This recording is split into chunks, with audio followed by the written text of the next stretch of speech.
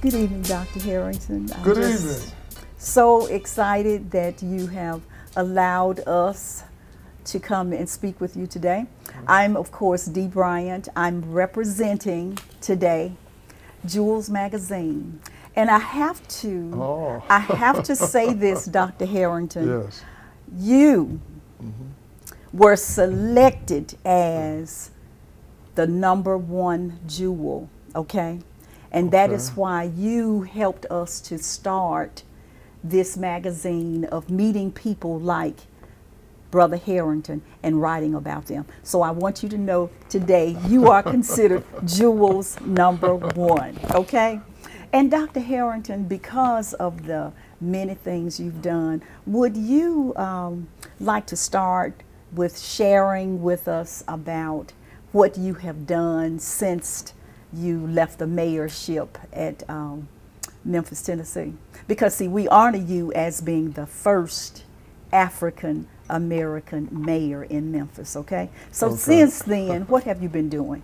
Well, first of all, let me commend you for being the founder of this wonderful magazine, Jewel, okay? And I'm honored that you selected me as one of the first persons that you interviewed. And it's just amazing. Well, that's been about, how many years ago was that when we started? When you started the magazine? Now, I thought it was around 2014. Okay. Okay. Okay. And were you after? No, let being me a- tell you, I was director of a charter school. Uh-huh. And you interviewed me on Non-Connor. You came to our office. Uh-huh. So that may have been about 2013 or 2014. That's good. Well, I want you to know I'm delighted to have this opportunity to share with you what I've been doing since I left the mayor's office. Okay. Well, first of all, I'm just so grateful that God continues to give me purpose in life. Yes. Purpose. I don't know what I would do if I didn't have something to look forward to doing every day. So let me just answer your question. You know, after retiring from the mayor's office, we started a battery of charter schools in Memphis, okay? So we were in the charter school business in Memphis for about 4 or 5 years. And then after getting out of the charter school business, my colleague Michael Gray, who's a retiree from the Memphis Police Department in the city of Memphis, he said, Doc, you're interested in affordable housing. I said, of course I am. He said, let's open up a real estate company. And so Michael Gray is a broker for Herenton Homes. And I want you to know, I am so excited about this season in my life. There was a songwriter named Lucy Campbell. Lucy, yes. And she wrote a song, If I Can Help Somebody, as I pass along this way. So I'm in my 80s, and Wow. I'm still trying to help somebody. Okay.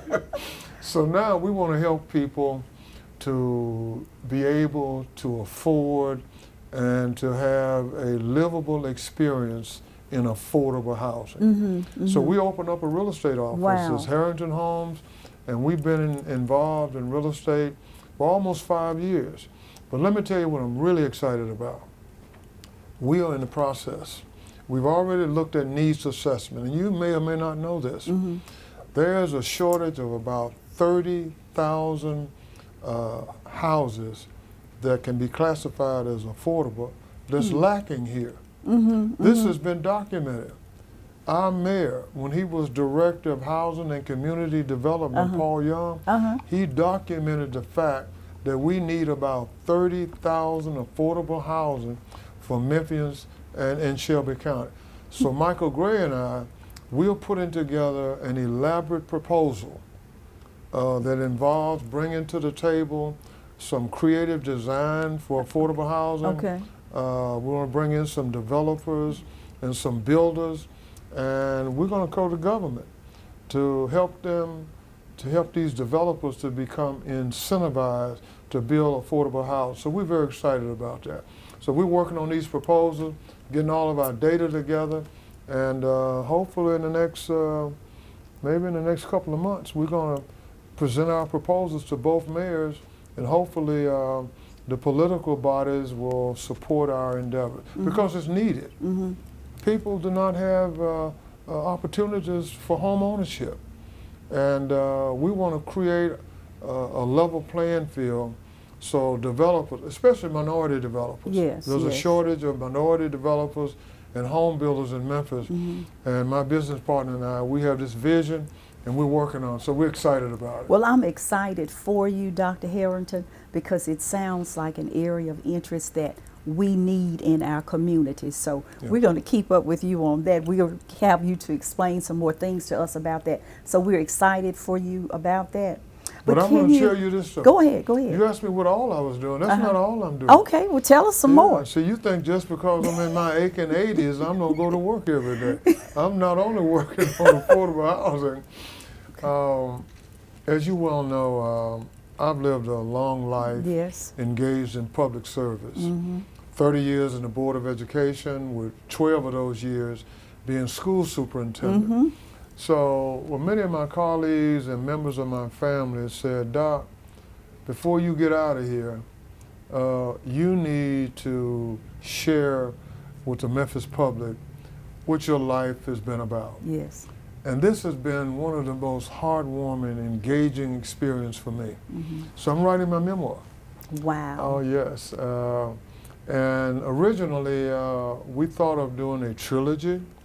That's really 3 books, because as we look back over my life and my career, it's been so engaged in education and in the political arena that we said it's going to take about 3 books to do this. Wow. So my first book, entitled The Man in the Arena, hopefully will be completed and published in April of this year. Now that's the deadline. I'm shooting for that, okay? Okay. Now let me tell you about this journey. This book will trace my journey from the bottom of the slums in South Memphis, where I was born. You know, I was born out of wedlock. I grew up in the Jim Crow South when everything was segregated in Memphis. My sister and I, we have a small family, so I was reared by my grandmother and my mother in South Memphis. We lived in a 2-room flat. We didn't have indoor toilets and facilities and all that kind of stuff. And my mom and my grandmother instilled in my sister and me the value of work, going to church. We had to go to Sunday school every Sunday, 11 o'clock service, Baptist Youth Training Union. And so to go back to my roots, okay, where life started for me, that's where this book is taking me to. My first job when I was 12 years old as a grocery boy, taking me back to Florida and Crump. 12 years when old. I used to catch a cotton chopping bus, go over in Arkansas and chop cotton for $3 a day. So I'm reliving those early experiences growing up in South Memphis, walking to LaRose Elementary School, Booker T. Washington High School, and then, I gotta tell you this, I think you already know this, I was an amateur boxer. So I started boxing, I guess, when I was 11 or 12 years old, And my vision was to become a professional boxer and become a champion, like Sugar Ray Robinson and Joe Louis. They were 2 of my heroes, and the Brooklyn Dodgers then, because the Brooklyn Dodgers, that's where Jackie Robinson broke the color line. So back when I was growing up, we didn't have television, so we would sit around the radio and listen to the Brooklyn Dodgers, and then when Joe Louis would be boxing, we'd sit around listening. So all of that kind of instilled in me what I wanted to become as I grew up into teenage years. So anyway, I started boxing, and I won about 5 Golden Glove championships and all that good stuff. And I said, when I get to be 18, graduate from high school, I'm going to Chicago and be a fighter. Wow. And I'll tell you what, I had a Damascus Road experience. My Bible readers know what that Damascus Road experience is. I was looking for a job. And I went to Memphis Furniture Manufacturing Company, which is on Dudley, over by Elmwood Cemetery. I was 18 years old, and this was a turning point in my life. I was 18 years old. I decided I wasn't going to college. I had scholarships, boxing, but I don't want to do that. I said, Mom, I want to be a fighter. So, but I needed some money to go to Chicago. I was going to live with my buddy Henry. He was a professional fighter. So he had an apartment. So I said, but I got to get some money. I got to get to Chicago, and I got to have something to eat on. So we went up to this Memphis Furniture Manufacturing Company. And when I got up there by this employment office, there were a lot of black men. They were just sitting on the ground by this employment office. So this white man came out, this little shack, like an office. And he said, I thought I told you boys to clear out. We're not hiring. We don't want anybody to work today. Y'all clear the premises. But I had just walked up there. I didn't know he told those men that. And I remember looking at how dejected those men were. And it made such an impact on me.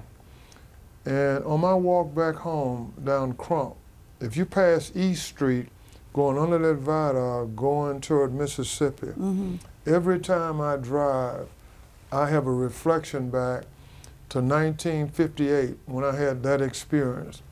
And I remember going back home walking, and it was like God intervened. It was like a bolt of lightning hit me, and it said, Willie, you got to go to college, boy. Because when I saw those black men had been treated, and it came to my reality, suppose I go to Chicago, I get hurt, I don't have an education, and then I could be subjected to that kind of inhumane treatment. So I went back home. I said, Mom, I'm going to college. She said, boy, what are you talking about? I thought you were going to Chicago.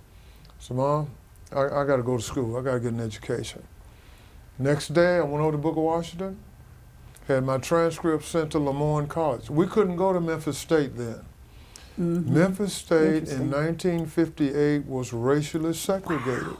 So I couldn't attend Memphis State in 1958. Thank God there was a Lemoyne College. And I remember I went over, had my transcript sent over to Lemoyne, and I took the admission exam. I didn't do too well. They admitted me on probation. I took 12 hours my first year.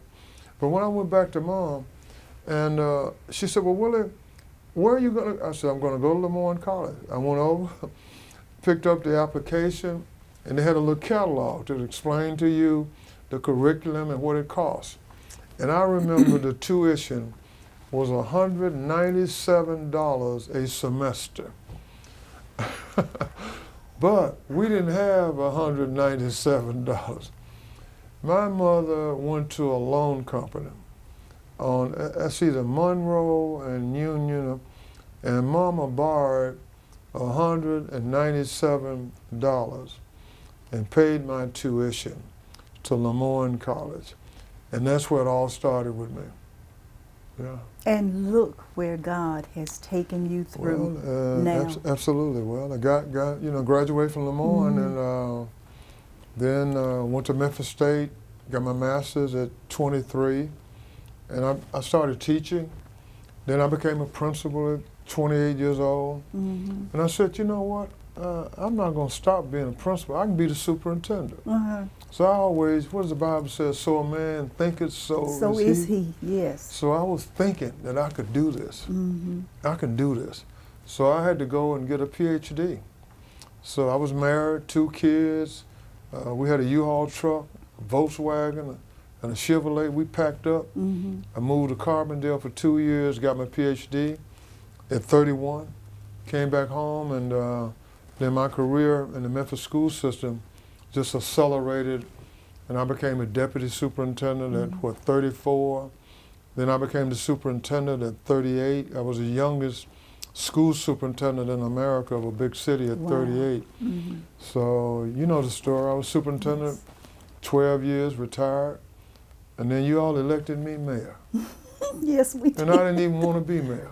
Y'all talked me into doing that, and all of a sudden I get to be the mayor, and I stayed there for almost 18 years. So then, I retired, and now I'm in real estate, and God continues to give me purpose. We're going to build some affordable housing so people will have a decent place to live that is affordable. And that's my last hurrah. Well, I congratulate you for so many things, Dr. Herenton. Okay. And I promise you, we look forward to receiving your books and looking forward to reading them and everything. And I tell you, it just kind of touched me so when you said that in 1958, at that time, you could not go to the University of Memphis. That's interesting to me, because later on I did go to Memphis State at one time. Yeah, but you have made our day. Dr. Herenton, my final question is, would you explain to us, and I would like for you to just say, I am Jewel's number one.